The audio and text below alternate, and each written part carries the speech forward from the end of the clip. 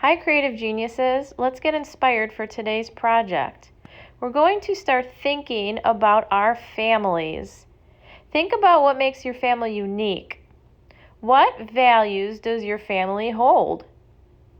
What are some of the shared interests, ideas, and activities that you do together as a family? Use a scratch piece of paper to brainstorm pictures and words to represent the answers to these questions. Maybe there's some specific places you like to visit, or memories that you shared, or things that you did together one time that you'll always remember. Think about those things and use that paper to brainstorm.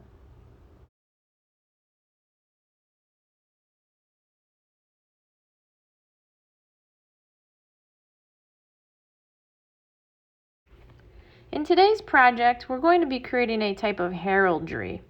Heraldry is an art of recording using symbolism. The visual design of pictures and colors are used to represent groups, such as families, states, and organizations.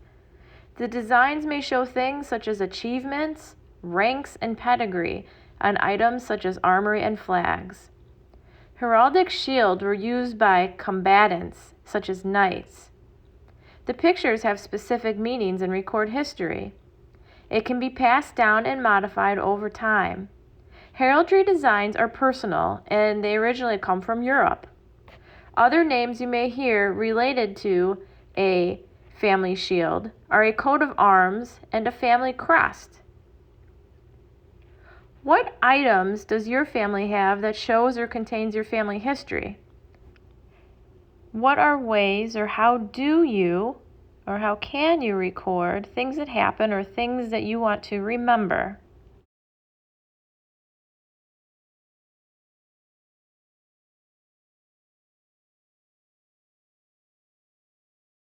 You will be creating a family shield that represents your family.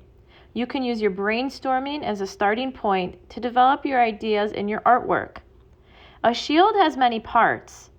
Work through the Creative Geniuses Create a Shield worksheet to develop each piece of your shield. Once the worksheet is complete, you will begin to work on your final art piece. You will be imprinting the designs onto art metal foiling sheets using a pointed tool, such as a pencil or a wood stylus stick. This method is called repousse. Metal sheets are wrapped around a piece of cardboard or cardstock for thickness and sturdiness. The tool is pressed into the metal to create lines and shapes for pictures in your design.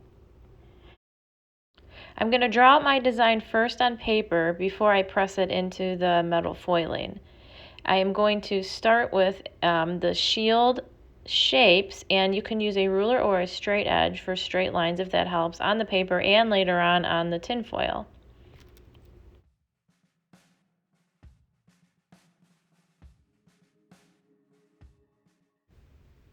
There is a scroll or banner at the top and on the bottom of the family shield. The top will contain a motto or family saying, and the bottom will contain your family name.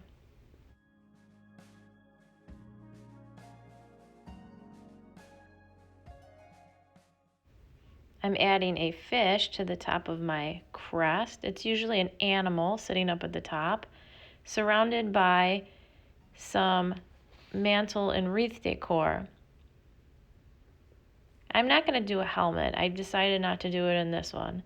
I'm going to divide the inside of my shield into spaces, add some symbols, and on each side you have the option of adding supporters. And finally, you will add a frame around the edges.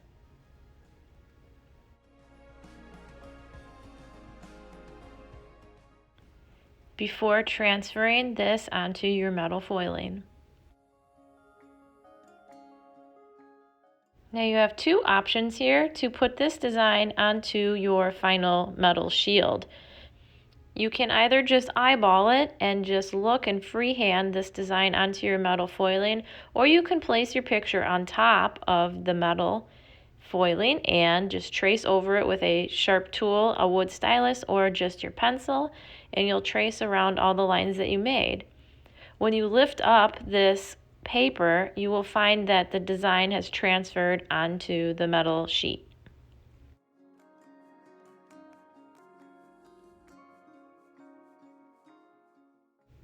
Once I lift that paper up, I'm going to go and press down and draw one more time to give those lines a little bit deeper of an effect, so it's a little more prominent, and you can see the lines a little better. I'm going to go over that just one more time. This next step is totally optional. It's for you to decide if you want to have this effect, but if you want it to have an aged, older look and get some darkness into some of those creases to create a multi-dimensional look where there's two tones, the silver and some darker black, you're going to take some acrylic paint and you're going to buff it into the foil. And you're going to go round and round like in a circular motion like you're buffing a car. And that black acrylic paint's going to go into the creases, and you'll buff away on the surface some of that black, and it'll just give it like an older age effect. I thought of this as I was working, and because I wanted some smaller areas to be wiped clean, I'm taking just a Q-tip to wipe some of those little smaller areas. You want to go kind of gentle and watch your pressure so you don't rip the metal also. That's just another thing to remember.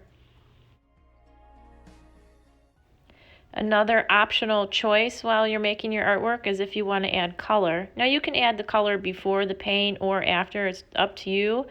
But the different colors historically and traditionally have different meanings that you can find on your Create a Shield worksheet, or you can just go with colors that give you certain feelings or certain connections.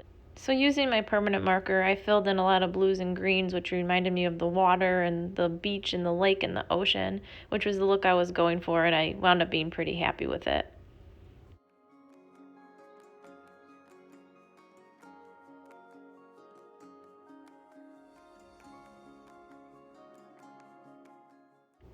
Take a moment to think about your art making experience. What are 2 artistic habits that you found yourself using the most during this art project? Is there anything that you could improve on? There are all kinds of skills used in art and art making that are good to use in other parts of life, such as time management. Where else could you use that? The art making is valuable, and so is your art product or your finished art piece and showing it to others. So share your artwork with other creative geniuses. You can either take pictures and post it on our Facebook page, or you can email Gina at wearecreativegeniuses.com.